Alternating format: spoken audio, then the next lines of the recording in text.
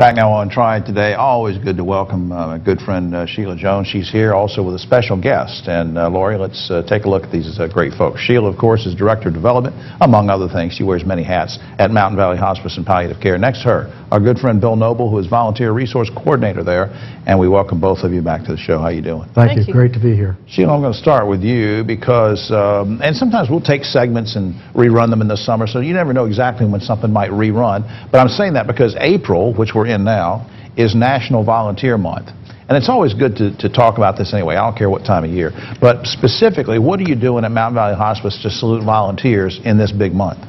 Some of the things that we're doing is that, like last night, I attended a volunteer banquet at one of our locations, and we had about 80 folks that attended to just honor them, provide them dinner, and say thank you for the wonderful job they do in the community, because they are out there. They are the forefront. And you rely on them heavily, don't you? Yes, we do. We could not do what we do in the community without volunteers.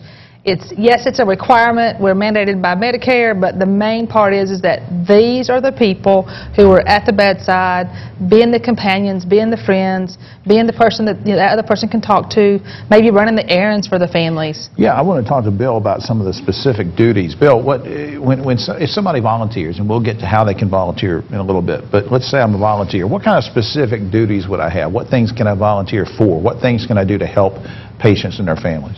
Well, at the Woltz Hospice Home, where I'm the volunteer resource coordinator, our volunteers, we have about 45 active volunteers, and the volunteers really come there and give us their time based on their heart.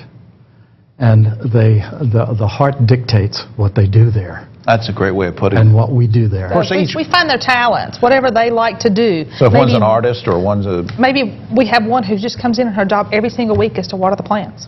How about that? Just to water the plants. Because she loves plants. She loves gardening. That's what she likes to do. Isn't that neat? We have physicians who are volunteers. We can do professionals. Doctors, they'll take the scrubs off from surgery and come in and volunteer. Come in there and sit at somebody's bedside and read a story. That's great. That's great. Read the headlines. Bill, what kind of training is required to be a hospice volunteer?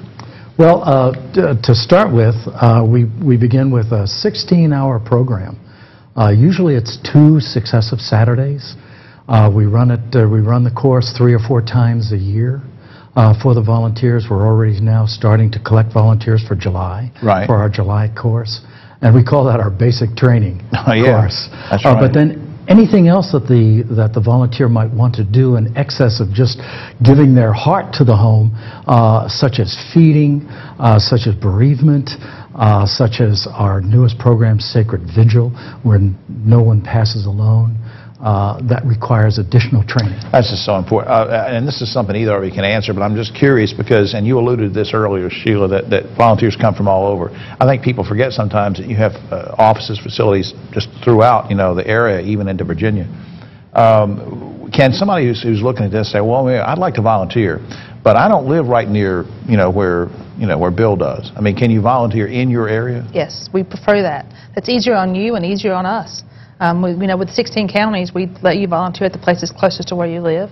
There are some volunteers who volunteer from home. Maybe they may spend time making phone calls to someone who's in the grief support program, or maybe make phone calls for the folks who are in the transitions program.